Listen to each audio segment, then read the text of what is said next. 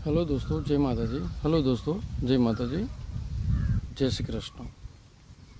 આજના દિવસે મેં નક્કી કર્યું છે કે મને દિલમાંથી એવું થયું છે કે મારી યુટ્યુબ ચેનલ બનાવી છે અને એમાં મારા માણસોને મારી કોઈક વાતો શેર કરવી છે જે અત્યાર સુધીની જિંદગીમાં હું અનુભવથી શીખ્યો છું, સમજ્યો છું, જાણ્યો છું અને જેને ફેસ કરી છે. પણ એમાં જે કંઈ પણ સિંહ ફાળો છે એ પાછળ ઊભેલા ભગવાન છે દોસ્ત. એની પ્રેરણા, દયા, અનુકંપા અનલિમિટ છે દોસ્ત.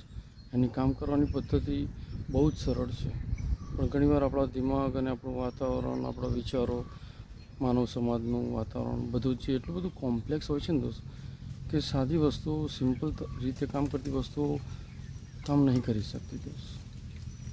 આ એના જેવી વાત છે કે how to simplify the most complex things દોસ્ત.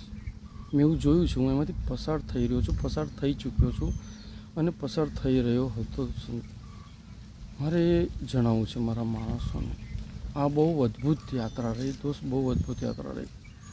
આજથી 20-25 વર્ષ પહેલાં જ નહીં તો આ હું પતી જ ગયેલો હતો. મેં એવું જાણ્યું, મેં જોયું કે ચાલો ભગવાને જે જિંદગી આપી છે ને એને સમજવાની કોશિશ કરવી જોઈએ અને એમાં કંઈક સાર્થકતા આવે અને કોઈ વસ્તુ માટે આપણે કંઈક રીતે લાયક બનીએ, કોઈકને કંઈક મદદરૂપ થઈએ. મારી પાસે કોઈ જ સેટઅપ નથી, મારી પાસે કોઈ એવી સગવડ પણ નથી, પણ મારી પાસે અનુભવ છે અને ભગવાનની ભક્તિથી ભરેલું અંતર્મન છે, આત્મા છે.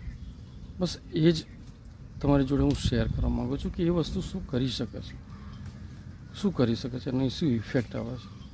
આવું કહે છે ને કે આપણે બધા શું કરીએ છીએ કે અસરની અંદર આવી જઈએ છીએ.